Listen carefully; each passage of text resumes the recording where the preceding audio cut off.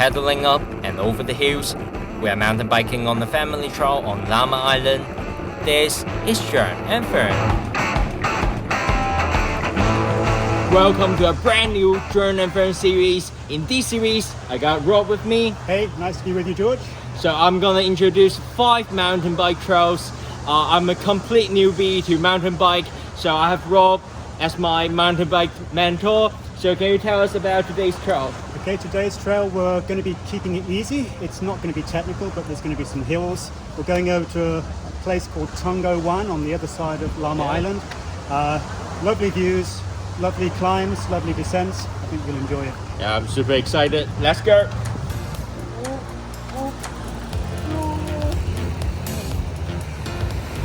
With 70% of Hong Kong being forests and mountains, the natural topography of the city offers the perfect trails for mountain bike enthusiasts. In this series of John and Fern, I'm going to learn how to ride a mountain bike from scratch and introduce 5 different trails for it. So get on your bike, get off the roads, and pedal with me.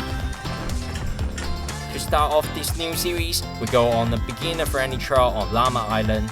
We start the ride from Pak Kok New Village, following the Lamma Island family trail towards Yong Shu Wan.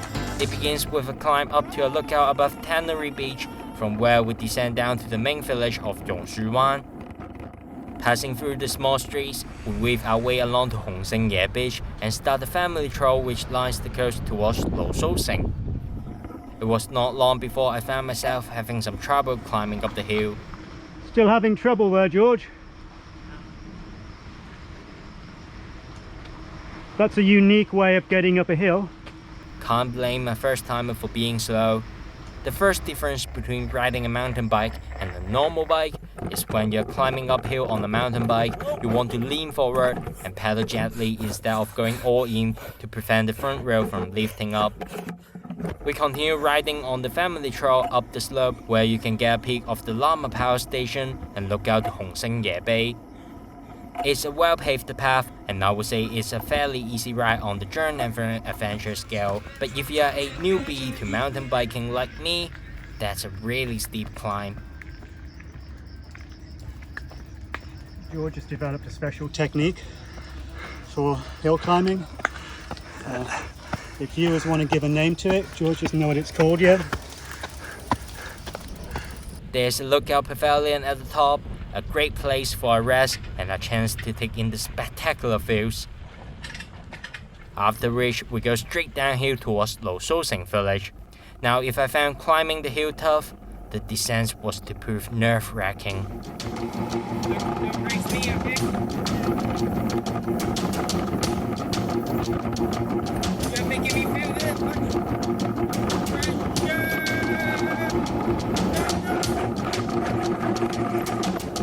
Rob keeps assuring me you can't learn how to ride without crashing a few times. I'm unclear if there is just a way to motivate me after each fall. Either way, we continue the coastal ride through Soccer Wan and onto Mo Da Wan, which has a few small hills but generally flat all the way round to Dong O Wan. Here we take a quick dip in the blue waters of the bay, and then Rob takes me aside to give me a few tips. Okay, George, so we've reached Tungo Wan here, the beautiful bay. What was your biggest challenge so far? I would say it's going up hills and going down hills. So going up hills is very energy consuming. It's very difficult for me. But going down hills, I always find myself like drifting or I think for the uphill, that's a case of getting used to the bike you're on, having a bike that fits you. This is a bit small for you, but also building up your stamina and muscles. That's number one. For going downhill, I would recommend that you reduce your speed before you approach a downhill section and just keep feathering the brakes and just get off the back of the seat. If you're too far forwards, it feels like you're going to go over the bars on a bike like this, whereas you want to get your seat, your backside towards your back wheel. Okay. Yeah. Looks like it's gonna rain very soon, so let's go to Soccer Wan now. As we leave Dong O, the heavens open and a heavy downpour shows us, and here's the worst nightmare for every biker. Whoa! Up! Back in the chain! Oh god. Why would that even happen? Oh god. It must be because of the high intensity of my pedaling throughout the day. That's my excuse. The Rob tells me it's because I tried to change gear while cranking up a steep incline. Anyway, it means I will have to walk the bike back to the pier. So that's the end of this episode. It has been a real disaster for me. I crushed my bike twice. The chain came off from the bike. But anyway, it's still a fun coastal ride. I think it's quite reasonable for a beginner trail, right?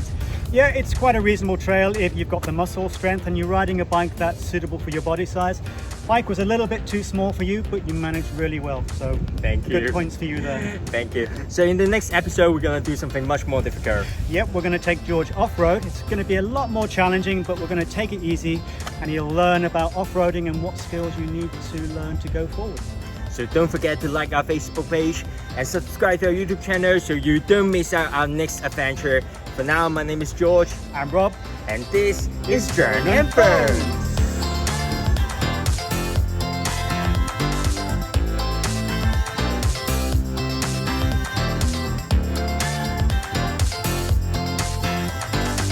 You do know bikes are meant to be ridden, don't you? Not walked. Not like taking a pet out for a walk.